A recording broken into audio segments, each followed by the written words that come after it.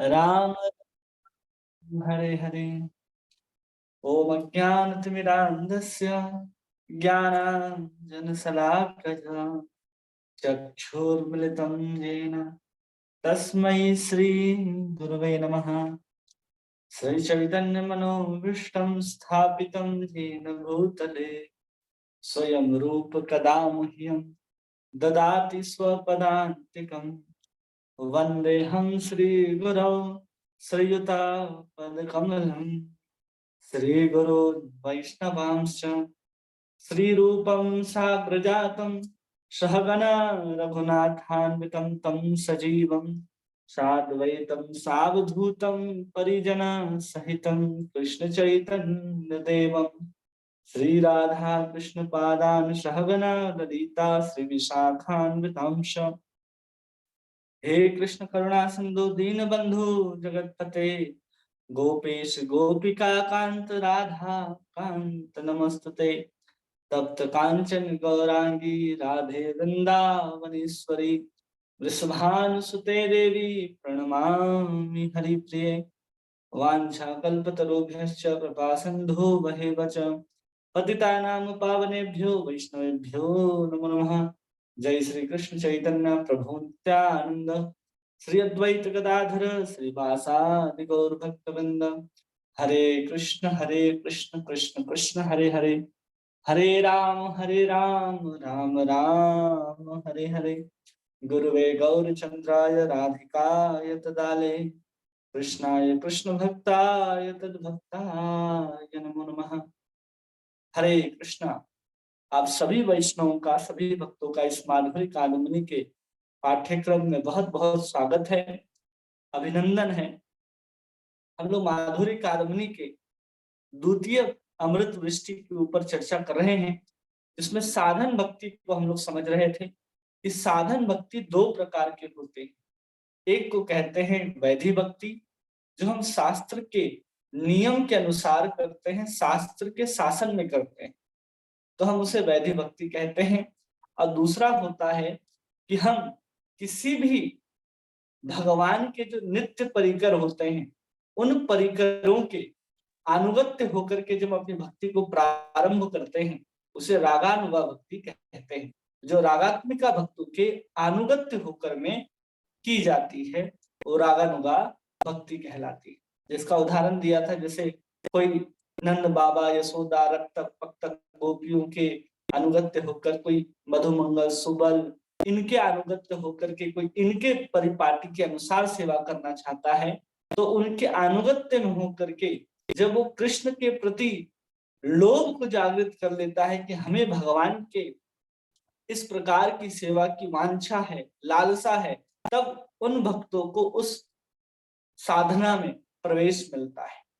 जो हम साधारण भक्तों के लिए वैसा लोभ अभी तक उत्पन्न नहीं हुआ है कि हम किसी रागात्मिका भक्त के अनुगत्य होकर के रागानुगा भक्ति को स्वीकार करें।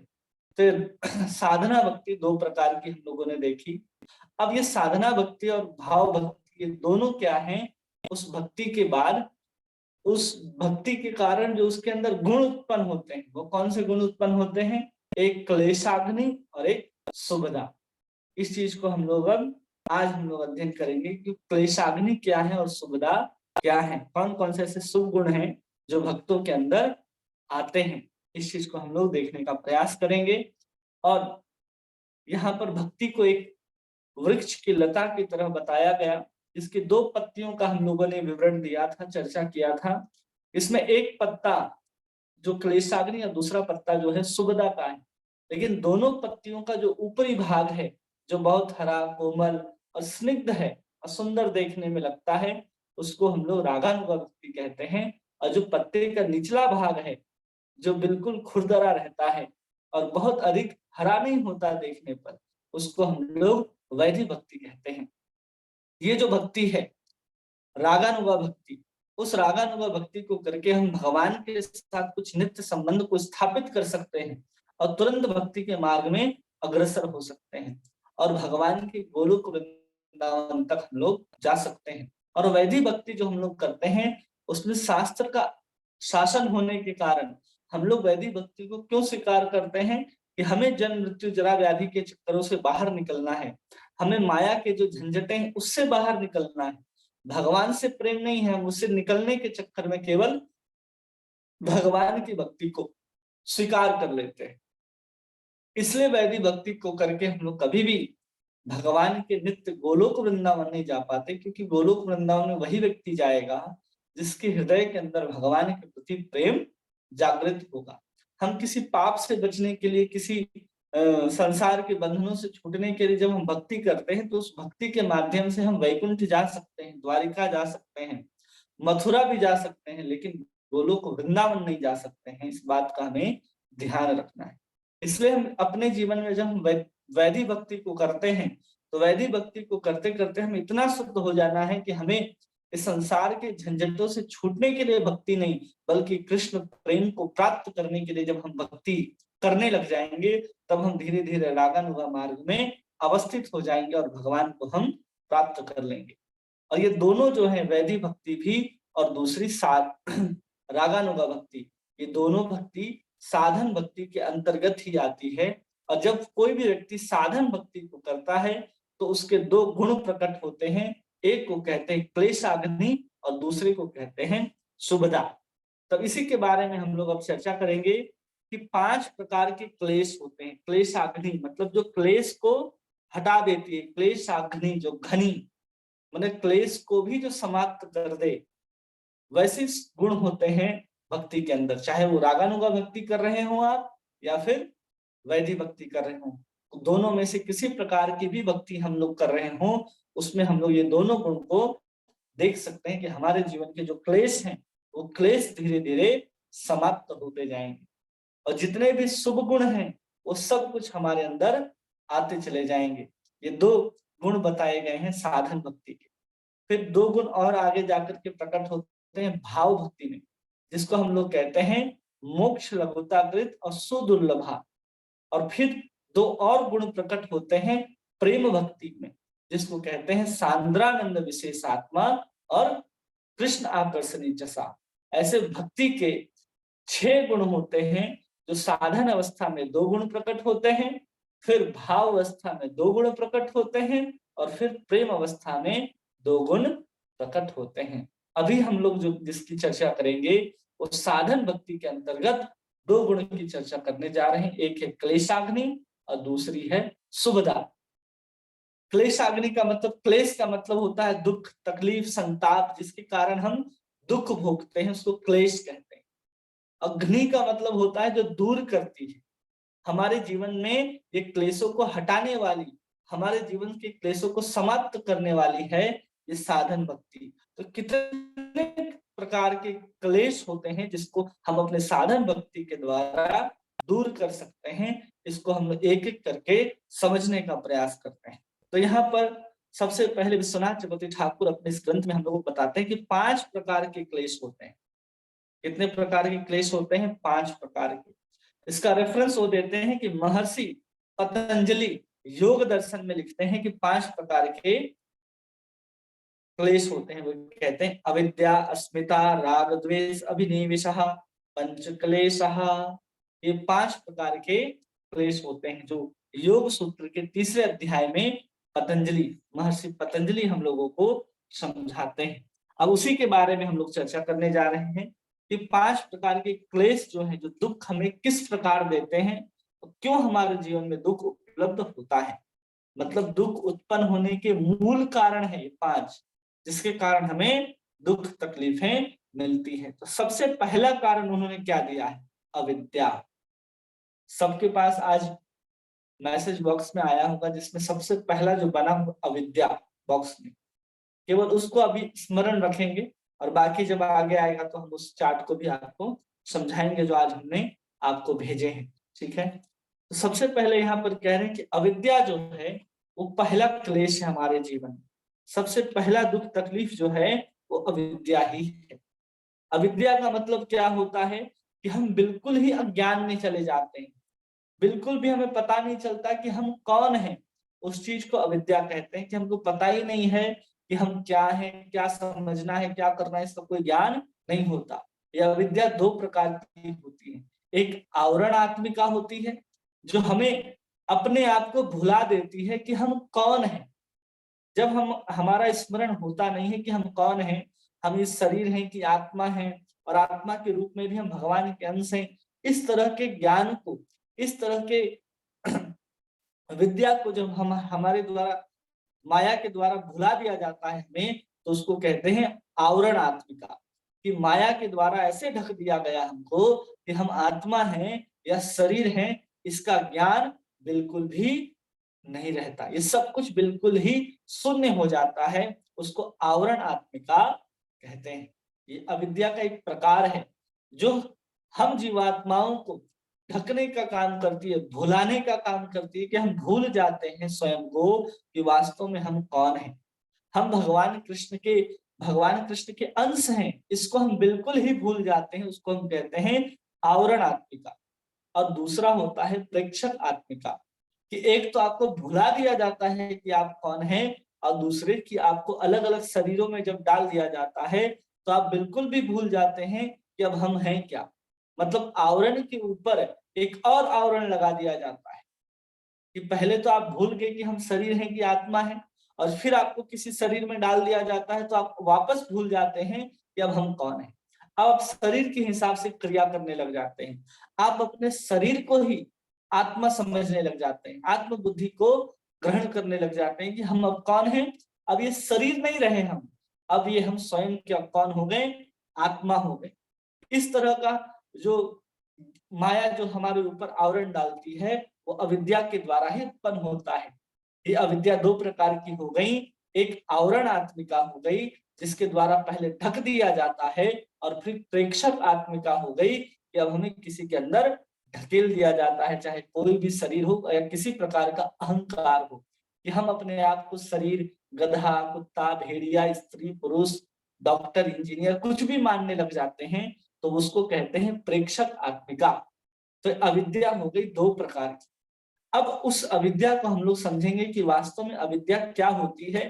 तो उस अविद्या के बारे में हमें समझाया जाता है कि जब हम अनित्य को नित्य समझने लगे, इस शरीर जो है ये अनित्य है, आज है कल समाप्त हो जाएगा, और जब हम इस शरीर को क्या समझने लगते हैं, नित्य समझने लगते हैं, तो क्या है कि हमारे अंदर अविद्या होने के कारण हम किसी भी अनित्य चीजों को नित्य समझ रहे हैं, और हम समझ ही नहीं पा रहे कि वास्तव में कि हम जिसे नित्य मान करके बैठे हैं वो आज नहीं तो कल हमसे दूर जाने वाला है, समाप्त होने वाला है।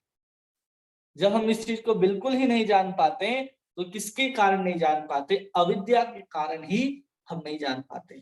किसी अपवित्र वस्तु को हम पवित्र समझने लगते हैं। ये शरीर जो है, जो रक्त, मांस, मज्जा, हड्डी, पीप और तीन प्रकार के कफ, वात और पीत, इन सब से मिलकर के बना है। ये क्या है शरीर, केवल और केवल गंदगी ही भरी है। केवल और केवल इस शरीर में क्या है, अपवित्रताएं ही भरी हैं। लेकिन उसके बाद भी हम लोग क्या समझते हैं, इस शरीर को पवित्र समझते हैं। क्यों समझते हैं, क्योंकि हम अभी तक माया के चुंगल से बाहर नहीं निकले, हम माया के आवरण के अंदर हैं। इसलिए हमारा बुद्धि इतना काम नहीं करता, हमारी विद्या, हमारा विवेक जो है माया के द्वारा हर लिया गया है, इसलिए हम अपने आप को पहचान नहीं पाते हैं। आगे है कि हम अनात्म वस्तु को आत्म बुद्धि कर लेते हैं। जैसे कोई भी पदार्थ है, उसके अंदर किसी प्रकार की जीवात्मा नहीं है, लेकिन फिर भी हम उसको क्या मानने लगते हैं, वो अनात्म वस्तु को आत्म बुद्धि कर लेते हैं कि ये भी है।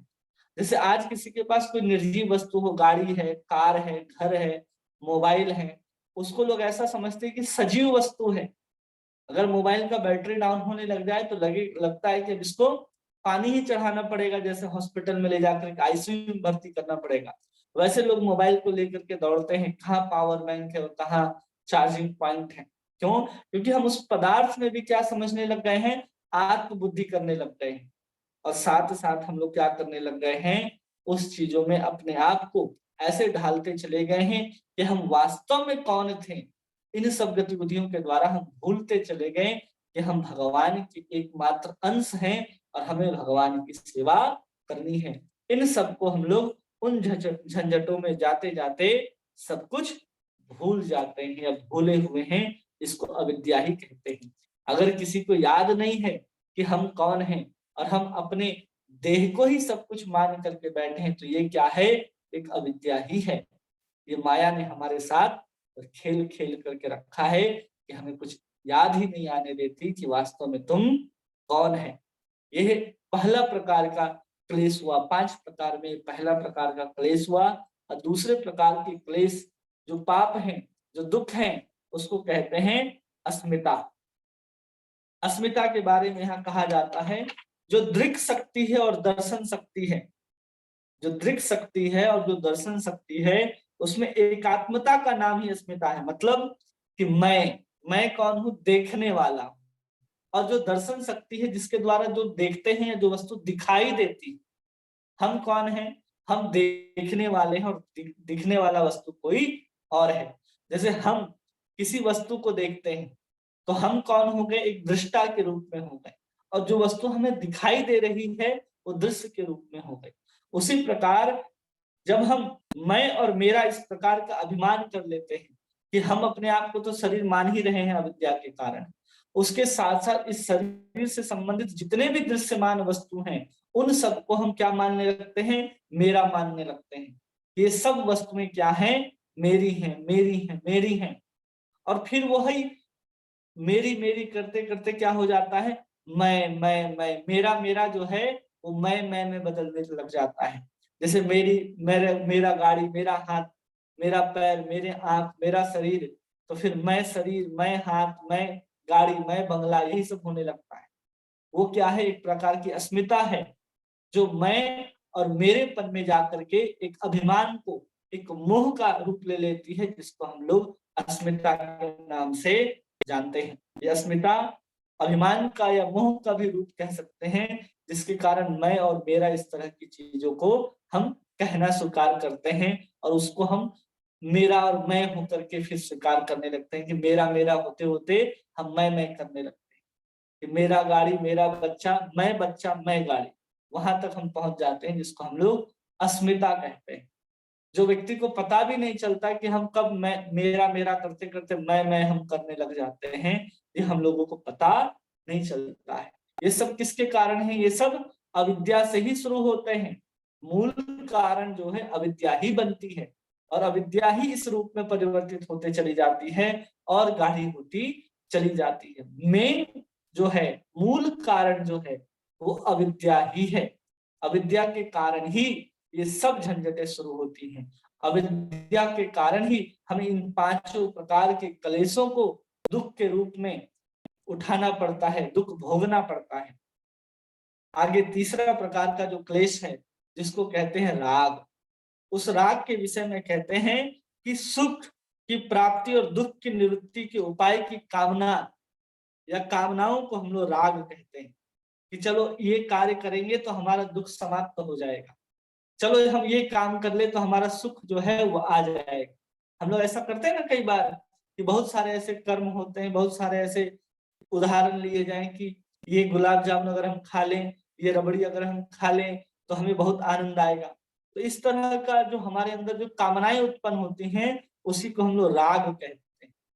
वो सब क्या है? राग है। या फिर राग उसको भी कहते हैं कि जो अभिलाषाएं हैं हमारी, वो अभिलाषाएं को पूरा करके या फिर प्राप्त करने के बाद भी जो बची कुची जो कामनाएं बची रहती हैं, उनको भी राग कहते हैं। कि किसी को इच्छा थी कि चलो हम बहुत दिन से पैदल घूमते थे, मोटरसाइकिल ले लेते हैं।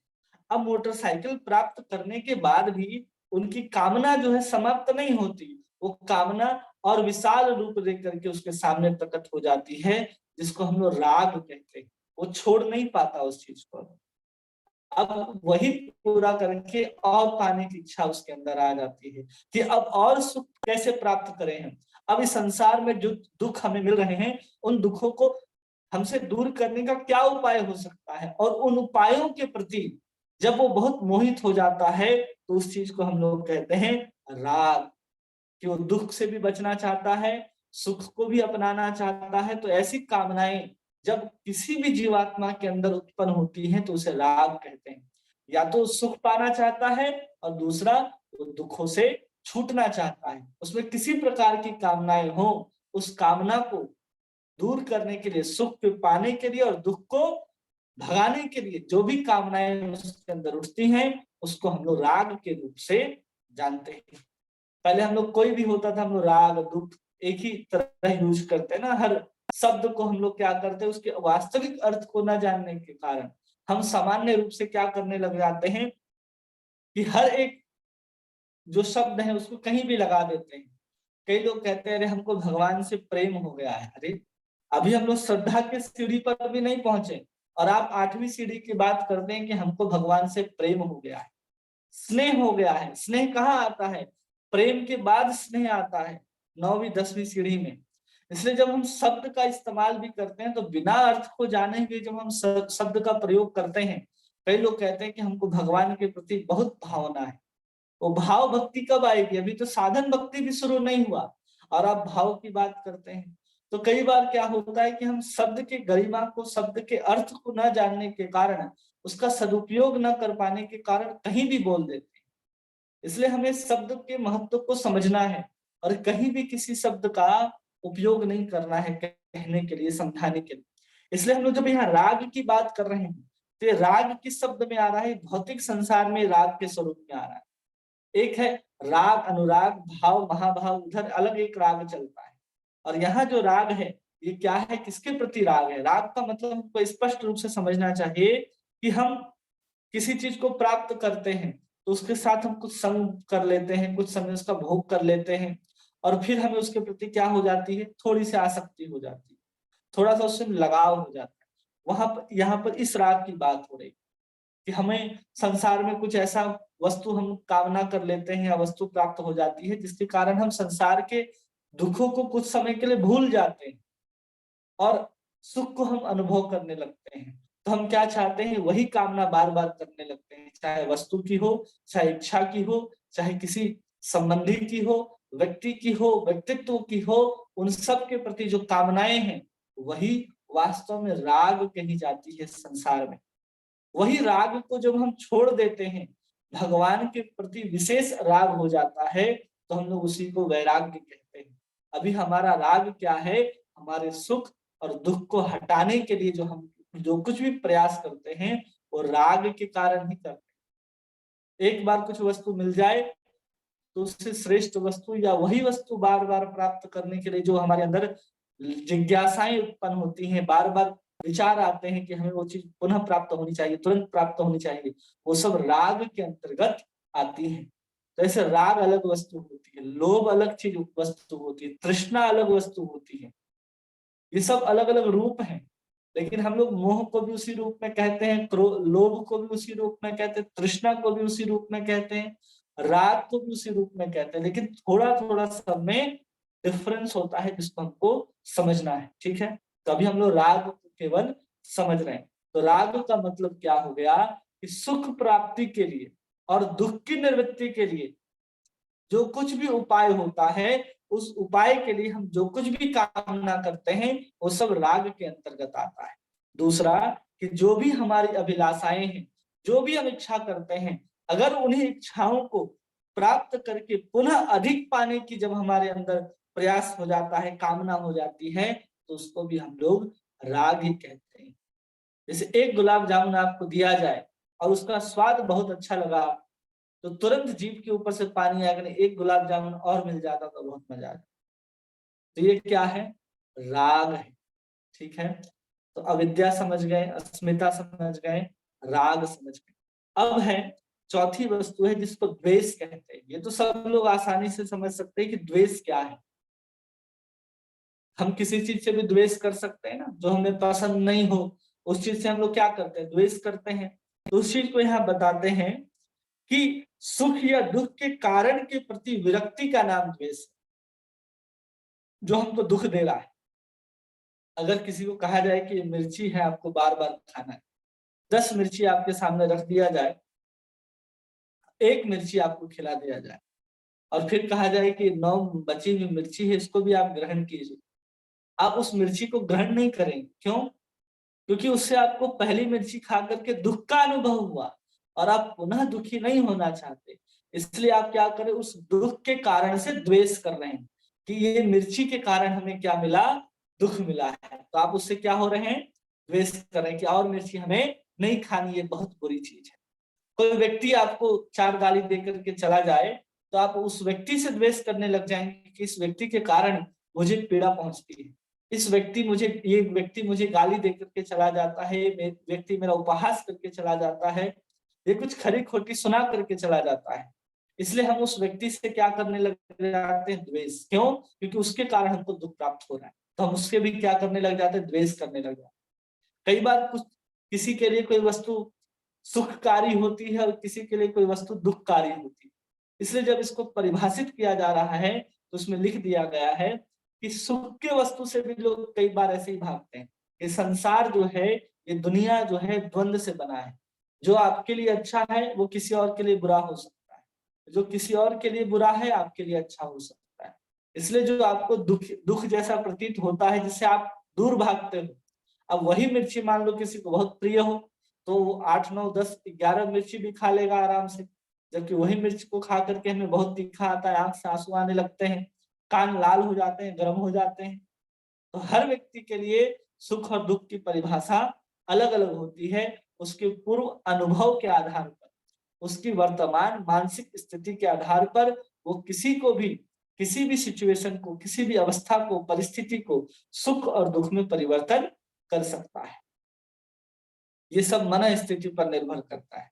जैसे इंडिया पाकिस्तान का मैच हो रहा है, अगर आप भारत में पैदा हुए, भारत में आपका जन्म हुआ है, तो जब इंडिया जीत रहा होगा तो आप क्या करेंगे?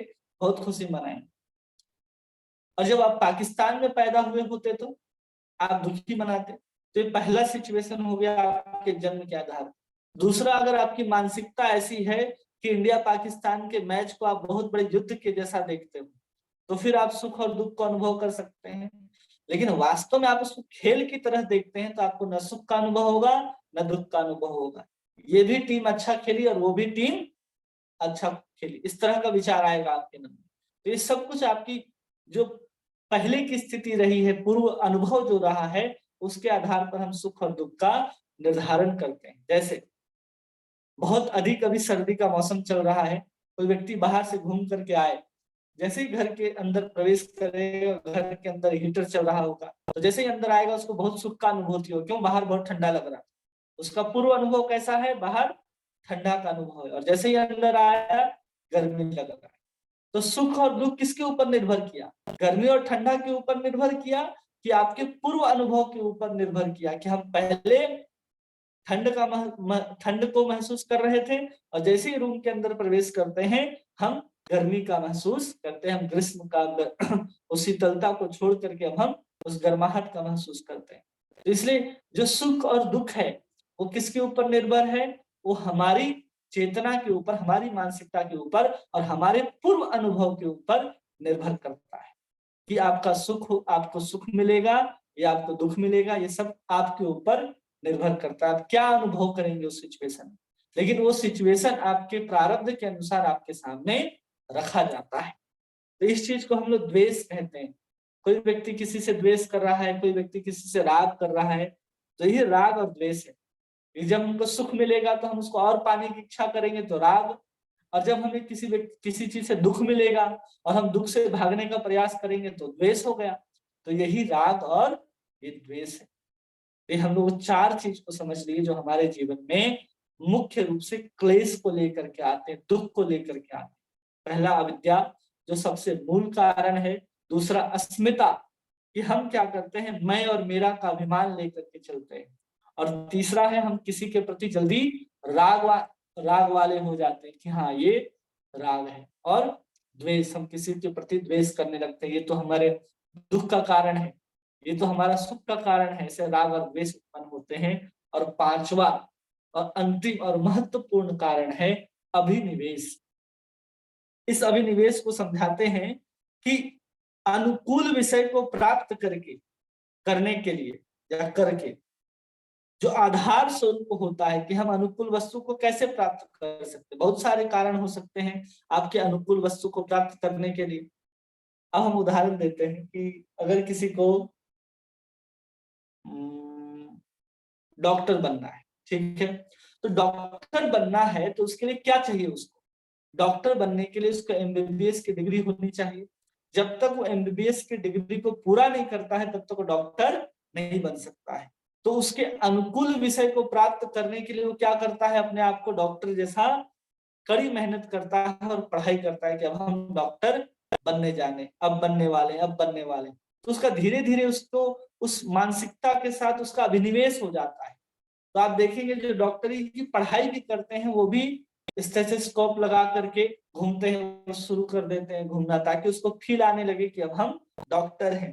तो उसमें वो सब कुछ जो उनके चारों तरफ जो वातावरण बनता है कि चारों तरफ डॉक्टर, दवा और सब मेडिकल टर्म्स, बायोलॉजी, यही सब का जब इस्तेमाल होने लगता है तो उसके पूरे के पूरे वातावरण के प्रति वो क्या हो जाते हैं, आसक्त हो जाते हैं। और जब वही हिलने लगता है, अब कह दो कि अब आप डॉक्टर नहीं बन सकते, कैसा तकलीफ होता है। तो उसको कहते हैं अभिनिवेश हो जाता है। अब इसको और अच्छे तरीके से समझिए कि कोई व्यक्ति वीडियो गेम खेलता है, तो आप देखिए वीडियो गेम में आजकल क्या चलता है, पबजी। तो उसमें जो व्यक्ति खेल रहा होता है वो पूरा गोली बंदूक लेकर के अपने मैदान पे उतर जाता है और किसी को उड़ाना, किसी को ठोकना शुरू कर देता है।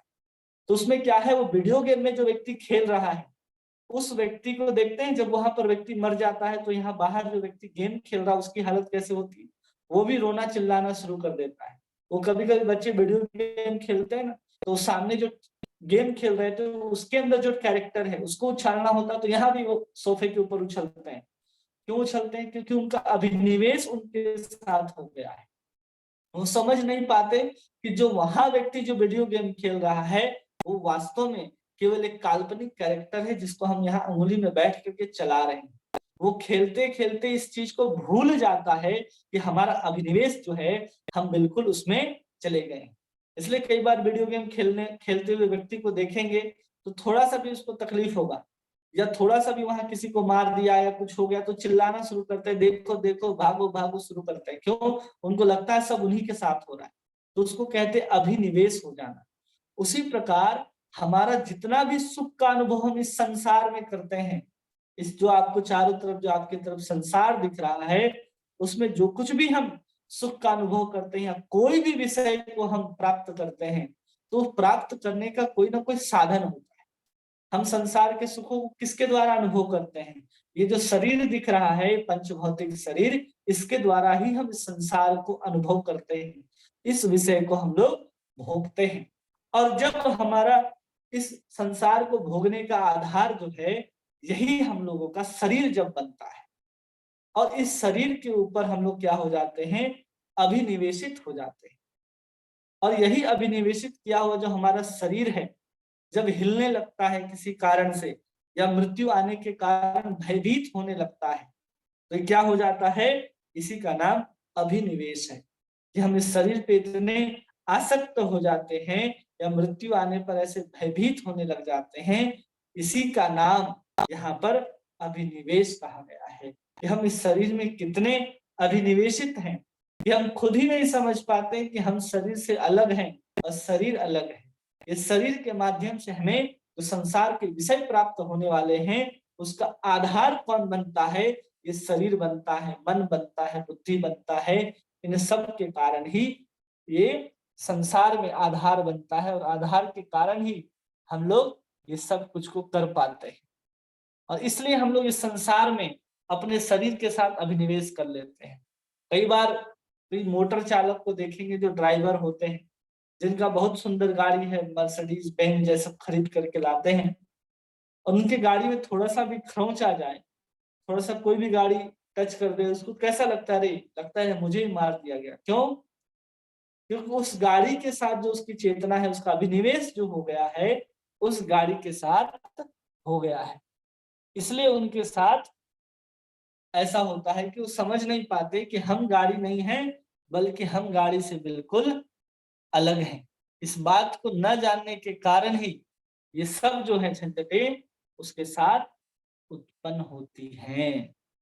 ये हम लोगों ने समझा अभिनिवेश। ये 5 प्रकार के हम लोगों ने क्लेश को समझा, जिसके कारण हम लोग संसार में दुखी होते रहते हैं।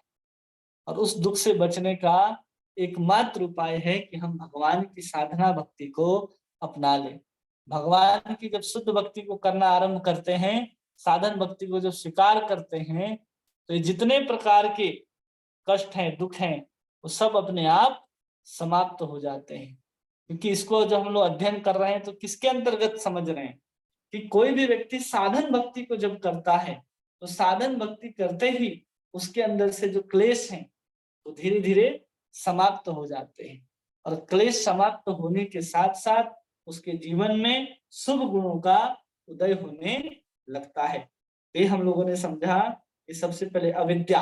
अविद्या क्या हो गया कि हम अपवित्र वस्तु को पवित्र समझते हैं, अनात्म वस्तु को आत्म वस्तु समझने लग जाते हैं, या फिर हम इस शरीर को ही सब कुछ समझने लग जाते हैं, दुख को ही सुख समझने लग जाते हैं। इस तरह की जो हमारी बुद्धि विद्या जो बन जाती है उसको हम लोग अविद्या कहते हैं। अविद्या दो प्रकार की हुई, एक आवरण आत्मिका जिसके द्वारा हम स्वयं को भुला दिए गए, और दूसरी प्रेक्षक आत्मिका जिसके द्वारा हम किसी शरीर में डाल दिए जाते हैं, अपने आप को शरीर, अपने आप को स्त्री, अपने आप को पुरुष, डॉक्टर, इंजीनियर ये सब मानने लग जाते हैं। ये प्रेक्षक आत्मिका आवरण के कारण होता है।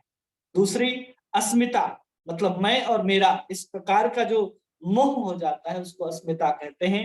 राग किसे कहते हैं? जिस वस्तु से हमें सुख की प्राप्ति हो रही है उसकी अधिक कामना को करना या उसके प्रति आसक्त हो जाना, जिसको राग कहते हैं। जिसके कारण हमें दुख मिल रहा है, उन दुखों से हम बचने का उपाय करते हैं तो उस दुख से हम घृणा करने लगते हैं, उसको द्वेष कहते हैं। और अभिनिवेश इसको कहते हैं कि हम अपने आप को शरीर में इतने अभिनिवेशित हो गए हैं कि शरीर को मृत्यु को जब प्राप्त होने लगता है तो हम बहुत भयभीत हो जाते हैं। यही शरीर जब धीरे धीरे सुख को प्राप्त करने लगता है, सुख के या संसार के विषयों को प्राप्त करने का आधार बनता है, तो हम क्या समझने लग जाते हैं कि वही वस्तु हम हैं। जैसे कार के अंदर बैठ करके हम स्वयं को कार समझने लगते हैं, किसी वीडियो गेम को खेल करके हम वो वीडियो गेम का जो कैरेक्टर है वही समझने लगते हैं। तो ये सबको हम अभिनिवेश कहते हैं, जो 5 प्रकार के क्लेश के रूप में वर्णन किए जाते हैं। और एक और बात इसके आगे कही जाती है कि 4 प्रकार के और पाप होते हैं। कितने प्रकार के पाप होते हैं? 4 प्रकार के पाप होते हैं, जिसके कारण हम लोगों को दुख तकलीफ जो है उठानी पड़ती है। वो 4 प्रकार के पाप जो हैं वो कौन कौन है?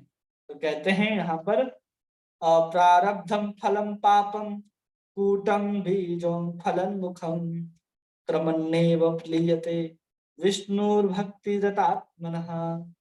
तो 4 प्रकार के जो पाप हैं वो कौन कौन है? तो सबसे पहले बताते हैं अप्रारब्ध। क्या बोलते हैं सबसे पहले? अप्रारब्धम फल पापम। तो हम लोग सबसे पहले जो चार्ट है जो ग्रुप में आज भेजा गया उसको देखेंगे। तो सबसे पहले है वहां पर अविद्या। अविद्या के कारण ही सारा खेल शुरू होता है, ठीक है।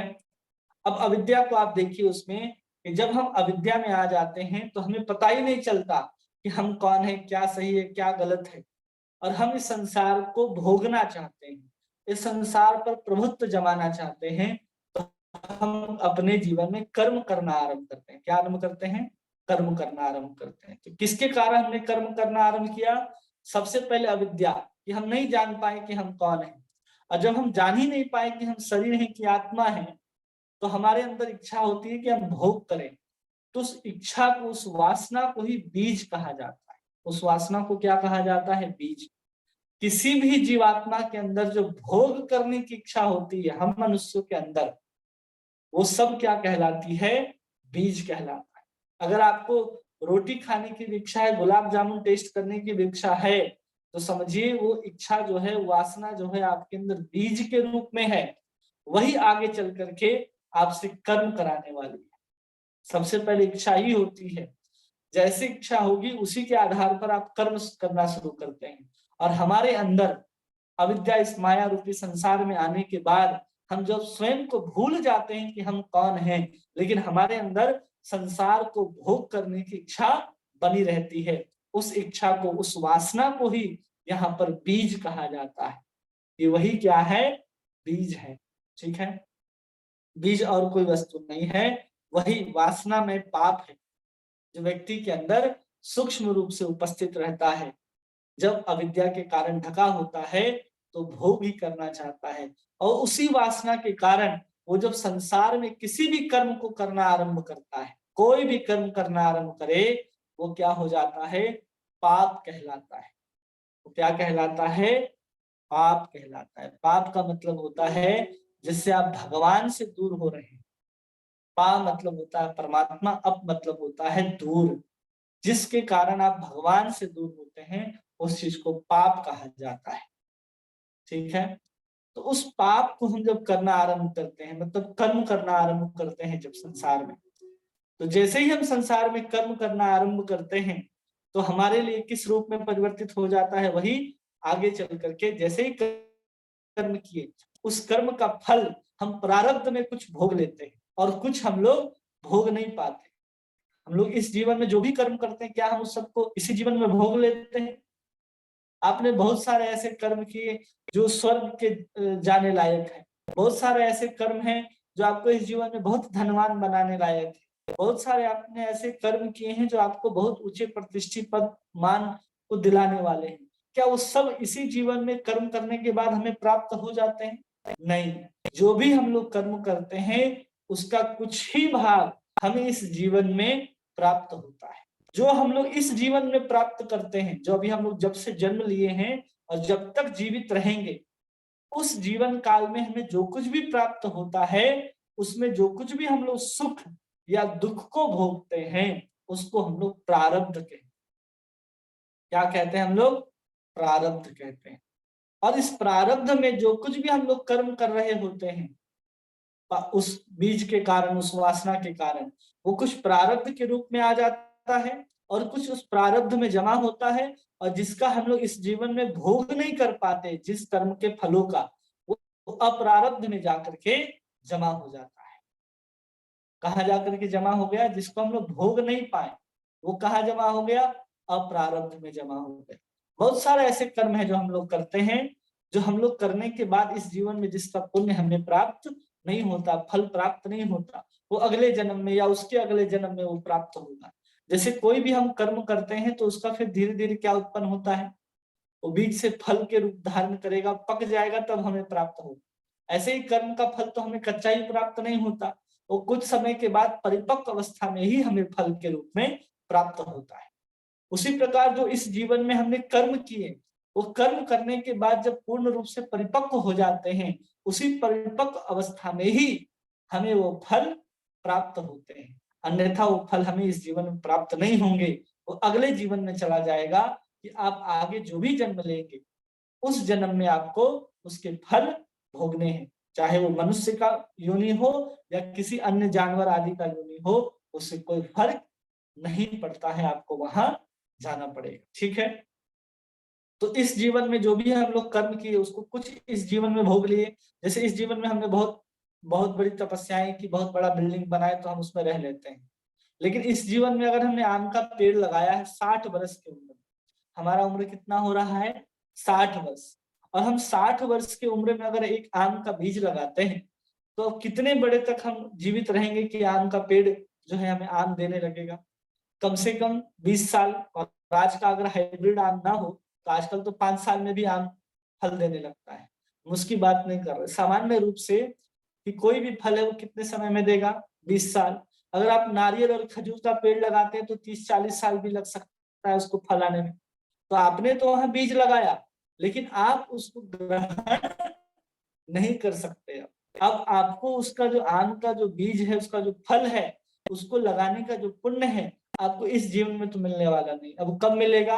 अगले जीवन में आप जब जन्म लेकर के आएंगे। मान लीजिए आप अगले जीवन में तोते का जन्म लेते हैं, तो उसी आम के पेड़ में आपका घोंसला बने हो सकता है और आप उस आम का आस्वादन करें, ये आप नहीं जान सकते हैं। तो उसी रूप में हमारा कोई कर्म जो होता है उसका फल इसी जीवन में मिलता है, और किसी किसी कर्म का जो फल होता है हमें अगले जीवन में मिलता है। जहां से मिलता है, जहां से हमें प्राप्त होता है, वो एक गोदाम की तरह होता है जहां हमारे सारे कर्म जो हैं रख दिए जाते हैं, संचित कर दिए जाते हैं, जमा कर दिए जाते हैं, जिसको हम लोग अप्रारब्ध के नाम से जानते हैं। ठीक है। तो जिसका हम लोग इस जीवन में भोग रहे हैं, जन्म से लेकर के मृत्यु तक जो भी सुख दुख आदि को भोगेंगे, जो भी परिस्थितियां हमारे सामने आएंगी, वो सब को हम लोग प्रारब्ध कहते हैं। और जो हमारा इस जीवन में किया हुआ कर्म है, जिसका फल हम लोग अभी तक इस जीवन में भोग नहीं पाते, वो अप्रारब्ध में जाकर के जमा हो जाता है, संचित हो जाता है, जहां आपके करोड़ों करोड़ों जन्म के जो पाप और पुण्य हैं वो सब वहां पर संचित है। थोड़ा बहुत नहीं, जब से हम संसार में हैं और जब से हम लोग मनुष्य शरीर को जितने बार धारण किए होंगे, उन सबके संचित जो है हमारे कर्म उस अप्रारब्ध में ही जमा होते हैं। जानवरों का कोई किसी प्रकार का कर्म के बाद अप्रारब्ध नहीं बनता, क्योंकि जानवर जो हैं वो ऑलरेडी क्या है, वो पहले से ही भोग योनि में है। इसलिए जानवरों के अंदर बीज या वासना का जन्म नहीं होता कि किसी वासना के कारण वो किसी को काट रहा है, किसी को खा रहा है, नहीं, वो भोग योनि है।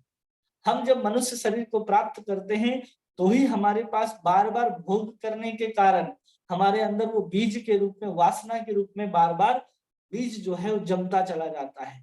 कभी ये वस्तु का, कभी वो काम का, कभी वैसी वासना, कभी ऐसी इच्छा। वो अलग अलग तरह की जो हमारी जो इच्छा होती है ना, कि हम गाड़ी बनाएंगे, हम पंछी की तरह उड़ना भी चाहते हैं, हम नींद भी लेना चाहते हैं, हम स्वादिष्ट वस्तु खाना भी चाहते हैं, हम पुरुष का संग, हम स्त्री का संग भी करना चाहते हैं। ये सब कुछ जो है कहाँ जमा होता है? सिर्फ और सिर्फ मनुष्य के रूप में जब हम लोग कर्म करते हैं तो ही वो बीज के रूप में, वासना के रूप में जन्म लेता है, वासना के रूप में परिवर्तित होता है। लेकिन जब उसी चीज को हम किसी अन्य जानवरों की योनि में जाकर के कोई भी कार्य, कोई भी कर्म करते हैं तो हमें उसका कोई प्रारब्ध, कोई भोग नहीं लगता। क्यों नहीं लगता? क्योंकि वहां न वासना आ रही है, न हमें प्रारब्ध भोगना है। वहां हमें जो दे दिया गया कि हाँ तुम्हें भी यही भोग करना है, उसी को व्यक्ति भोग करता है।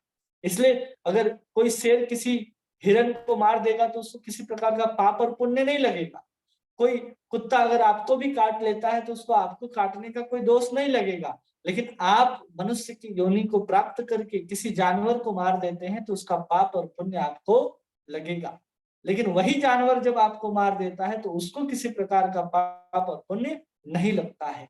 इसलिए जब वो जो अप्रारब्ध है, अप्रारब्ध के बाद कूट की अवस्था होती है कि वो कूट के रूप में परिवर्तित होता है। मतलब गोदाम से किसी वस्तु को निकाल करके लाया जाए और उसके बाद उसको फिर फैक्ट्री में बनाया जाता है। कच्चा माल होता है, कच्चा माल को कहीं और रखा जाता है, फिर वो फैक्ट्री में आकर के बनता है, और जैसे ही फैक्ट्री में आकर के बनता है और फिर वो किसी दुकानदार तक जाता है और फिर ग्राहक उसको उपभोग करता है। यही होता है ना।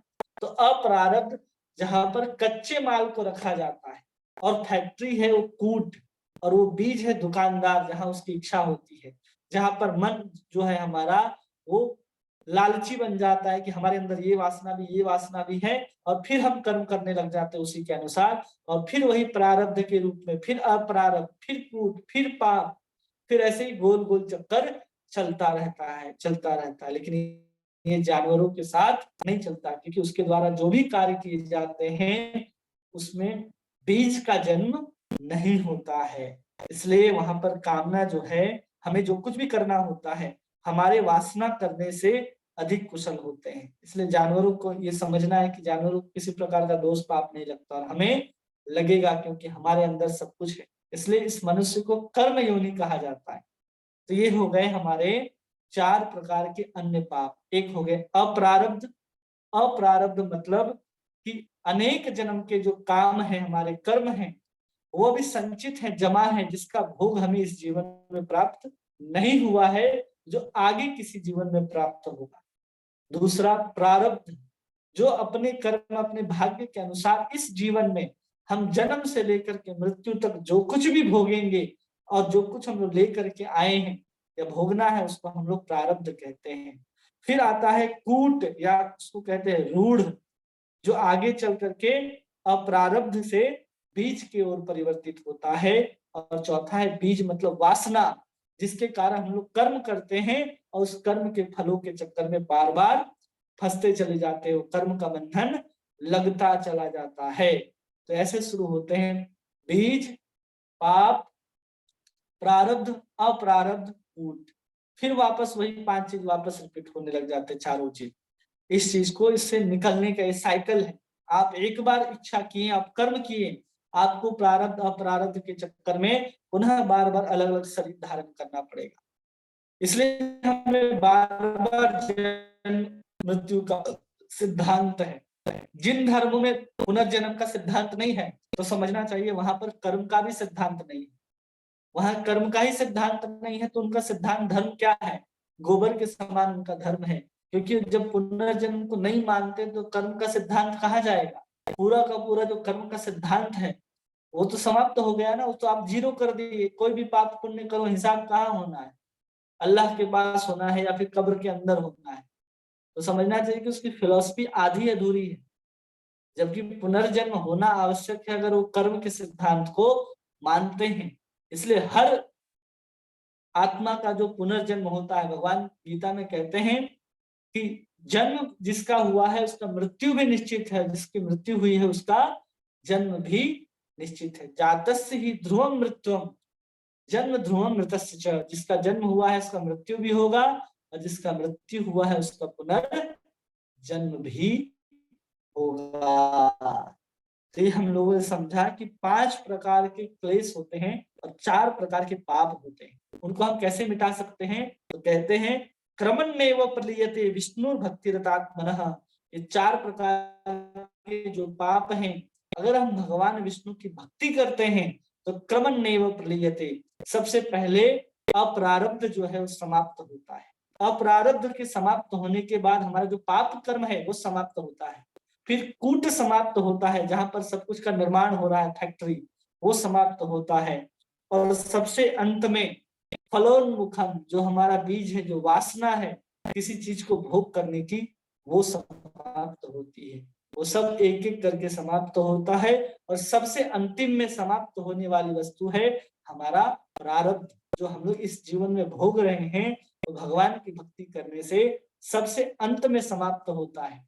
सबसे पहले अप्रारब्ध समाप्त हो जाएगा, कूट समाप्त हो जाएगा, पाप बीज भी समाप्त हो जाएगा और सबसे अंत में हमारा इस जीवन में जो कुछ भी हम लोग भोग रहे हैं वो सबसे अंत में समाप्त होता है। वो ये नहीं कह सकता कि तुरंत हमारा प्रारब्ध समाप्त हो जाए। प्रारब्ध भी समाप्त होता है। प्रारब्ध भी भक्ति करने से समाप्त हो जाता है। किसी का प्रारब्ध बहुत खराब है, बहुत दुख तकलीफें उसके जीवन में आ रही हैं, फिर भी वो अगर भगवान की भक्ति करने लग जाता है तो उसके जीवन से समझना चाहिए कि अब दुख समाप्त हो जाएंगे, क्योंकि वहां प्रारब्ध को भी बदलने की क्षमता केवल और केवल किसमें है? एकमात्र भक्ति में है। आप ब्रह्म ज्ञानी हो सकते हैं, आप ब्रह्म का साक्षात्कार कर भी सकते हैं, उस समय भी पूर्ण रूप से प्रारब्ध का नाश नहीं होता, लेकिन भक्ति जो है आपके प्रारब्ध का भी नाश करती है। आगे यहाँ समझाते हैं, भागवत में कहा गया है, चौथे स्कंद के 22वें अध्याय के 39वें श्लोक में कहते हैं, यत्पाद पंकज पलाश विलास भक्त्या कर्माशयं रतिमुद्गृह्यन्त संता तद्वत् रक्ति मतयो यतयोपि रुद्धा स्तोत गण स्मरण भज वासुदेवम। कह रहे हैं कि सनत कुमार महाराज पृथु से कहते हैं कि हे राजन, संत महात्मा जिनके चरण कमलों के अंगुली दल की छिटकती हुई छटा का स्मरण कर अहंकार हृदय ग्रंथि को जो कर्मों से गठित है उसे इस प्रकार छिन्न भिन्न कर डालते हैं, जिस समस्त इंद्रियों को प्रत्याहार करके अपने अंतःकरण निर्विशेष करने वाली सन्यासी भी वैसा नहीं कर पाते। तुम सर्वदा सर्वाश्रय भगवान वासुदेव का भजन करो। क्या कह रहे हैं कि अगर कोई भगवान के चरणार बिंदों का यत पंकज पलाश विलास भक्तया, जो भी व्यक्ति भगवान के जो चरण है उनके अंदर से निकलने वाली, उसके अंगुलियों से निकलने वाली जो सुंदर छटा है, प्रकाश है, उसका स्मरण करके ही कह रहे हैं कि अपने हृदय ग्रंथि को वो लोग छिन्न भिन्न कर डालते हैं, जो सन्यासी लोग भी नहीं कर सकते। जो अपने इंद्रियों को साधन करते हैं, संयम करते हैं, ध्यान लगाते, वो भी नहीं कर सकते। वो कैसे हो जाता है?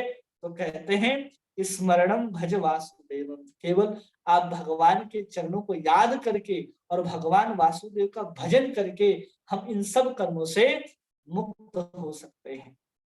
अर्थात कोई अगर साधन भक्ति करता है तो साधन भक्ति के द्वारा जो अस्मिता है, अविद्या है, वो सब धीरे धीरे नाश होने लग जाता है।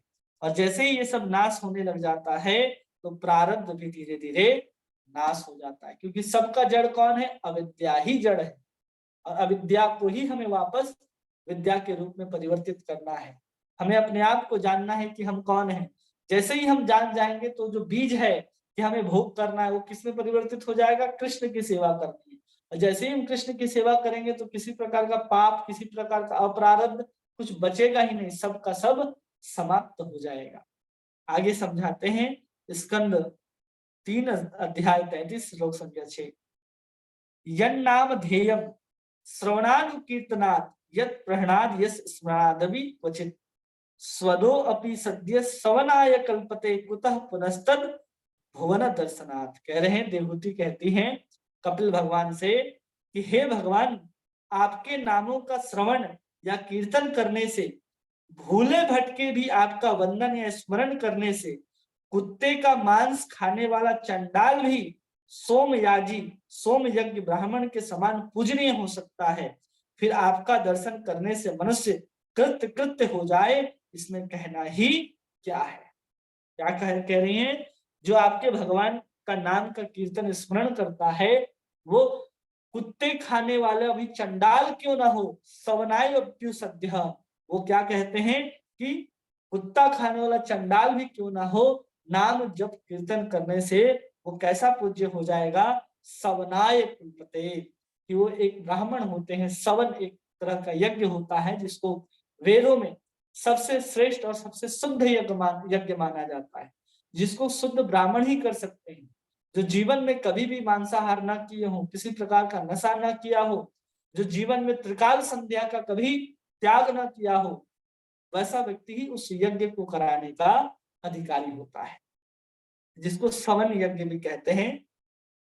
और उसके विषय में कहते हैं कि अगर वो भगवान का नाम लेता है तो उनके समान, उस ब्राह्मण के समान पूजनीय हो जाता है। तो सोचिए, अगर उसने आपका दर्शन कर लिया हो तो इसमें कौन सी बड़ी बात है। यह इस बात को क्यों यहाँ पर इस श्लोक को लिखा जा रहा है, क्योंकि यहाँ पर प्रारब्ध की भी समाप्ति की बात कही जा रही है कि अगर कोई कुत्ते के मांस खाने वाले के यहाँ जन्म ले लिया, चांडाल वंश में किसी ने जन्म ले लिया, तो अपने प्रारब्ध के कारण ही वहां उसका जन्म हुआ।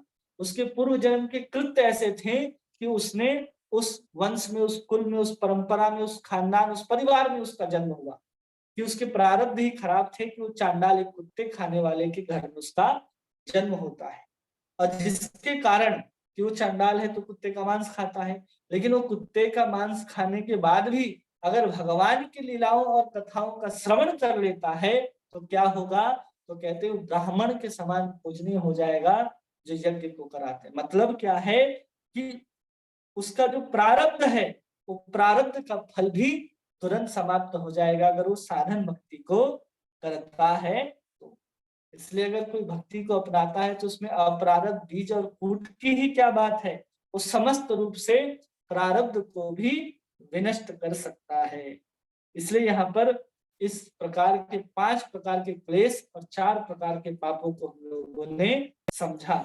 अब आगे हम लोग जो शुभ हैं, तो शुभ के बारे में हम वर्णन करते हैं कि सर्वे महागुणन वैष्णवो शरीरे कृष्ण भक्ति कृष्णेर गुण सकिले संचारे। जितना भी सद्गुण होता है देवताओं के अंदर, वो सब कुछ साधन भक्ति करने से हमारे अंदर आ जाते हैं। इसलिए हम सबको भक्ति करनी चाहिए। इसके आगे हम लोग चर्चा कल करेंगे और फिर आगे जहां तक चर्चा पहुंचेगी हम लोग करने का प्रयास करेंगे। आज हम लोग सिर्फ इतना ही समझें कि 5 प्रकार के जो क्लेश होते हैं वो कौन कौन से होते हैं, और 4 प्रकार के जो पाप होते हैं जो हमें बार बार इस संसार बंधन में कैसे डालने में समर्थ होते हैं, जो अविद्या से शुरू होकर के बीज, पाप, प्रारब्ध, अप्रारब्ध, पुनः कूट या रूढ़ के रूप में परिवर्तित ऐसे गोल गोल उसके चक्कर लगते रहते हैं। इसके बारे में हम लोगों ने श्रवण किया। किन्हीं का कोई प्रश्न है इसके संबंधित, जो बात आपको समझ में ना आई हो, प्लीज आप प्रश्न पूछे तो हम उसको समझा पाए। कोई भी भक्त?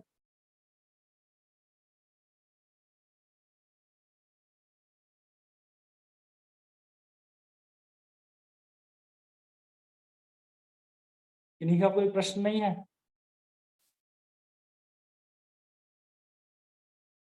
ठीक है।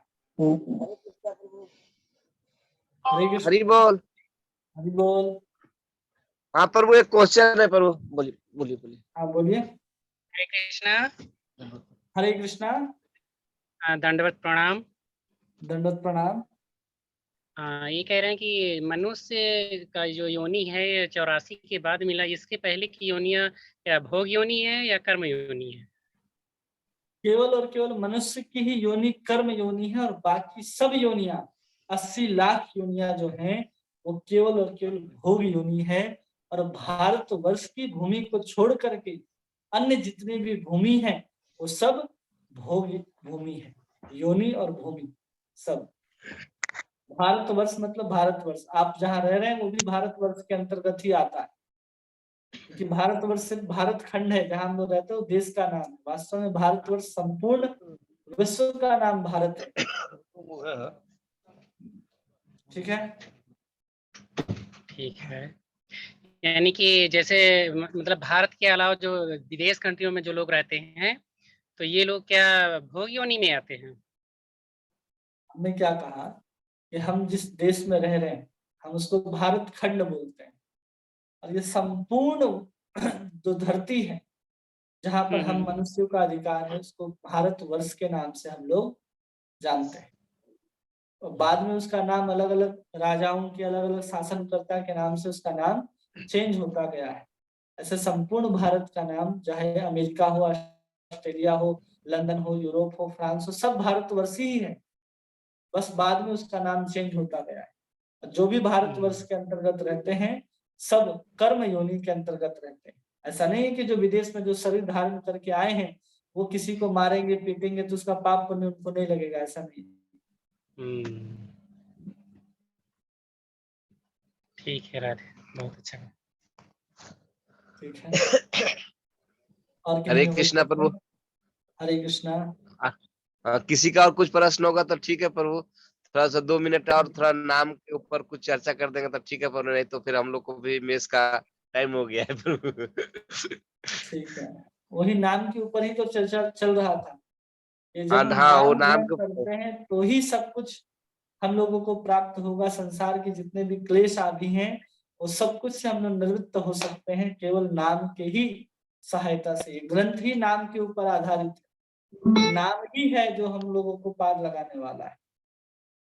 उसी नाम को ग्रहण करने के लिए सब कुछ यहाँ चर्चा चल रही है। और किन्हीं का ऐसा कोई प्रश्न है? हरे कृष्णा प्रभु जी। हरे कृष्णा। दंडवत प्रभु प्रणाम। जी, ये अविद्या और अस्मिता इन दोनों में मतलब क्या है डिफरेंस? अविद्या और अस्मिता, अविद्या का मतलब तो हमने बताया ना कि जो माया का आवरण से हमको ढक लिया जाता है और हम स्वयं को पहचान नहीं पाते।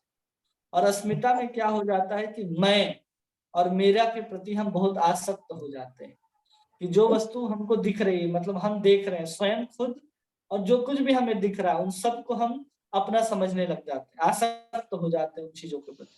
तो यही अंतर है अविद्या और अस्मिता में।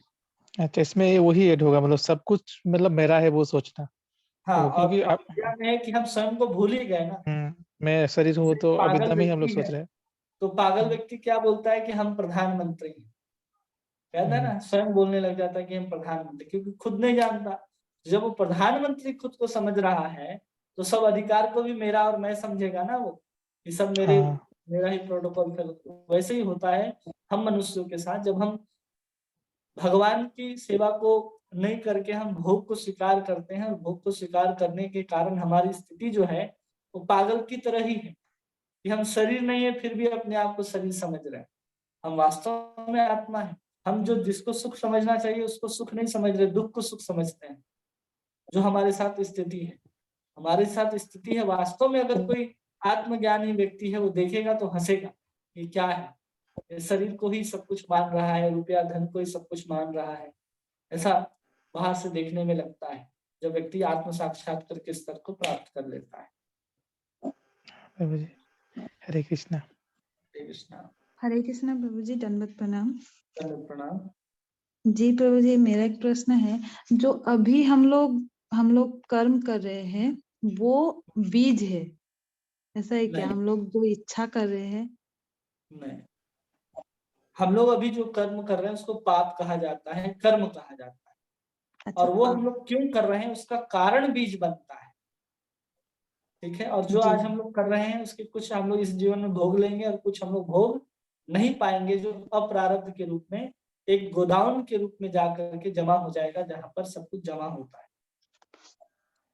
ठीक है, अभी जो भी मिल रहा है वो प्रारब्ध है हम लोग का, हाँ, जो इसलिए कई अच्छा, बार होता है और ना कि जो हमने कर्म कर्म कर रहे किया, हैं जो हमने वो कर्म किया, अप्रारब्ध, हाँ, नहीं, जो हम कर्म कर रहे हैं उस सबका कर्म का फल तो हमें इस जीवन में मिलने वाला है नहीं ना। जो हमने हाँ, पेड़ का उदाहरण दे करके समझाया जी, कि हमने किसी पेड़ को लगाया है तो जरूरी नहीं कि इसी जीवन में फल उत्पन्न हो, हम उसको खा पाए, उसके लिए अगला जन्म लेना पड़ सकता है। तो हमने बताया तोते के रूप में आप हो सकता है आप आए, या हो सकता है उसी परिवार में आप किसी बच्चे के रूप में आए तो फिर वही आम आपको खाने के लिए मिले। सब क्यों होगा?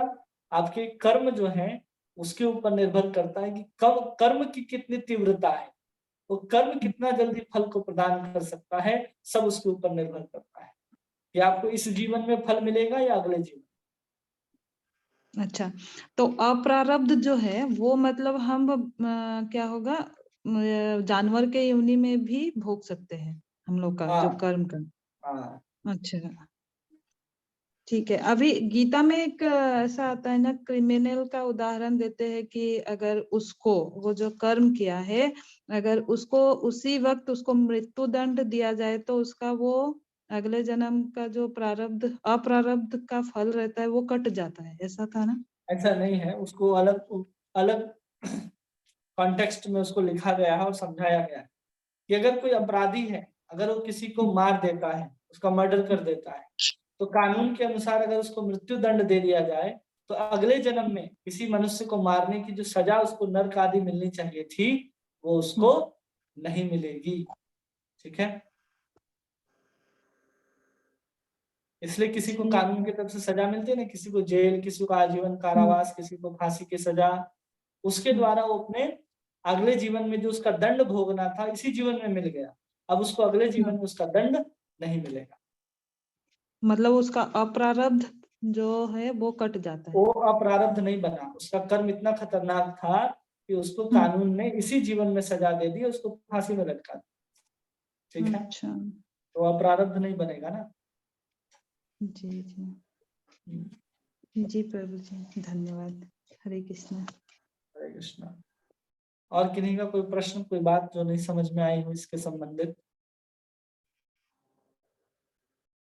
वरुण शुक्ला प्रभु जी, उपाध्याय प्रभु जी। हरे कृष्णा प्रभु जी, बिल्कुल हरे फिट है कृष्णा सर, आपने जो बताया बिल्कुल समझ में आया। जी, सब बातें समझ में आ गई प्रभु जी। पूरी बात जय समझ में आई। जय। नागराज प्रभु, आपका कोई प्रश्न?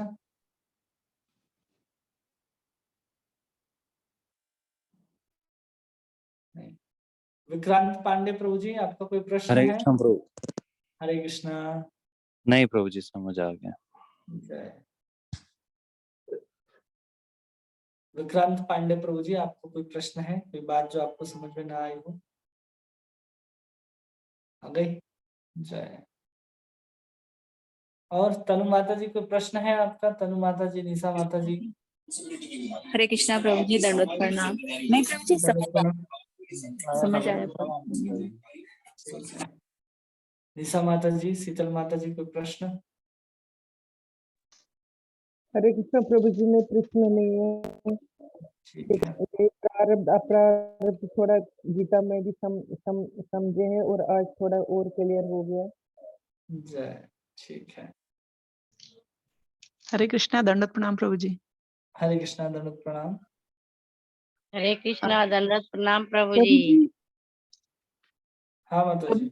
प्रभु जी, अगर जैसे अपन भक्ति कर रहे हैं और हाँ, जो भी अपना इसी जीवन में कट जाता है या नहीं कटता है, ये मतलब अगर अपना अगला जन्म नहीं होगा, अगर ऐसा मान लो, तो फिर अपने ये जो कर्म वगैरह जो है, प्रारब्ध अप्रारब्ध, ये सब फिर भोगने का कैसे? वो समाप्त हो जाएंगे ना। अभी तो हमने वही पढ़ करके बताया ना कि विष्णु भक्ति रतनात्मनः क्रमण्येव क्रियते। ये भगवान की भक्ति करने से एक एक कर्म से समाप्त होते चले जाते हैं। पहले हमारे जो अप्रारब्ध है वही समाप्त हो, मतलब मेन गोडाउन जो है, किनका माइक ऑफ नहीं हो, ऑफ कर ले। सबसे पहले जो हमारा गोडाउन है, जहां पर हमारे कर्म के जो संचित हैं, हमारे जो पाप पुण्य जहां पर संचित, तो वही जल करके समाप्त हो जाएंगे। जब वही समाप्त हो गए तो अब कौन बचा? अब तो कुछ ही मात्रा में ना, उस जहां पर से माल जमा है वहां से कुछ ही मात्रा में ना आगे कूट के रूप में जाएगा, और कुछ ही मात्रा में बीज बनेगा। और वही हम धीरे धीरे जब भक्ति को बढ़ा देते हैं, तीव्रता को, तो अप्रारब्ध के साथ कूट भी समाप्त हो जाता है, कूट के बाद बीज भी समाप्त हो जाता है। और बहुत जब हम और तीव्रता के साथ भक्ति करते हैं तो इस जीवन में जो हम कुछ दुख सुख को भोग रहे हैं वो प्रारब्ध भी समाप्त हो जाता है भक्ति के कारण। तो जब बचेगा ही नहीं तो भोगने की कोई संभावना ही नहीं बचती। इसलिए भक्ति जीवन में ये सब कुछ समाप्त हो जाते हैं, वो भी कब? साधन भक्ति करते हुए ये सब समाप्त हो जाते हैं। आगे वर्णन आएगा कि किस अवस्था में कैसा साधन होगा तो कौन कौन से प्रारब्ध कैसे कैसे समाप्त होते हैं। प्रभु जी, क्या जो है इसी संदर्भ में गीता में भगवान कृष्ण ने अर्जुन को 18वें अध्याय में इस बात को कहा है क्या कि सर्वधर्मान परित्यज्य माम एकम शरणं व्रज अहम त्वा सर्वपापेभ्यो मोक्षयिष्यामि शुचः। हाँ, उसको भी इस संदर्भ में ले सकते हैं कि अगर कोई शरणागत हो जाता है भगवान का, जैसे यहाँ हम लोग कह रहे हैं साधन भक्ति, तो भगवान के शरणागत हो जाता है जब कोई भी जीव, तो उसके जितने प्रकार के पाप हैं, चाहे अप्रारब्ध हो, पाप हो, बीज हो, कूट हो, चाहे अपने पिता होने का धर्म हो या फिर पति होने का धर्म हो, किसी प्रकार का भी धर्म हो, उसको छोड़ करके भगवान के शरण में चला जाता है तो उसको त्याग करने का जो पाप है उसको भगवान बोलते हैं कि मैं उसे मुक्त कर देता हूँ। मतलब भगवान की भक्ति करके हम अपना कर्म का अकाउंट शून्य कर सकते हैं। यस, कोई भी कर्म, प्रारब्ध हो अप्रारब्ध हो, कोई भी कर्म हो, पाप हो, हम उसको समाप्त कर सकते हैं। और केवल भक्ति से ही समाप्त होती है, ब्रह्म ज्ञान से भी नहीं, और ज्ञान मार्ग में भी चल करके ये सब समाप्त नहीं होते, क्योंकि उनके अंदर उतनी सामर्थ्यता नहीं है। प्रारब्ध भोग जो है वो ब्रह्म साक्षात्कार व्यक्ति जो है, जिसका होने वाला है, उसको भी प्रारब्ध भोगने पड़ते हैं, लेकिन कोई भक्त को उसके प्रारब्ध भोगने नहीं पड़ते हैं। इतना सामर्थ्य भक्ति के अंदर। धन्यवाद प्रभु जी।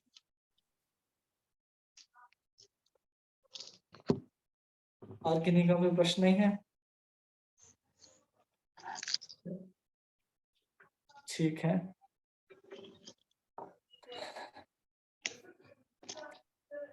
हरे कृष्णा कृष्ण कृष्ण हरे हरे, हरे राम राम राम हरे हरे। आप सभी भक्तों का बहुत बहुत धन्यवाद। जो विनोद प्रभु के साथ बैठे इतने सारे भक्त, उनका भी बहुत धन्यवाद। इतने शांतिपूर्वक बैठ करके सब श्रवण कर रहे थे। हरे कृष्णा, दंडवत प्रणाम प्रभु। सब लोग, मैं ही लेट हो गया पर वो ड्यूटी था तो ड्यूटी में थोड़ा लेट हो गया प्रभु, इसके लिए आपका क्लास थोड़ा लेट में हम लोग सुनना प्रभु। कोई बात नहीं। और आपके मुखारबिंद से उत्साह सबको बढ़ ही रहा है धीरे धीरे, नाम के ऊपर निष्ठा। होगा होगा, सब बढ़ेगा, सबके ऊपर भगवान की कृपा है। हरे कृष्णा, सभी भक्तों का बहुत बहुत हरे कृष्णा कृष्णा कृष्णा हरे हरे, हरे राम राम राम हरे हरे, हरे कृष्णा कृष्णा कृष्णा हरे हरे, हरे राम राम राम हरे। बलभद्र प्रभु के दंडवत प्रणाम, सभी भक्त लोग को ओर से दंडवत प्रणाम। हरि बोल। हरे कृष्णा दंडवत प्रणाम प्रभु जी। दंडवत प्रणाम प्रभु जी। हरे कृष्णा प्रभु जी, दंडवत प्रणाम। ये जो चल रहा है क्लास में हरे कृष्णा वो प्रभु जी, दंडवत प्रणाम। स्टार्टिंग से चल रहा है, और जो हम लोग इधर जो स्वर्ण गोस्वामी बोलते हैं ना, उनका भी कथा चल रहा है कि कैसे हम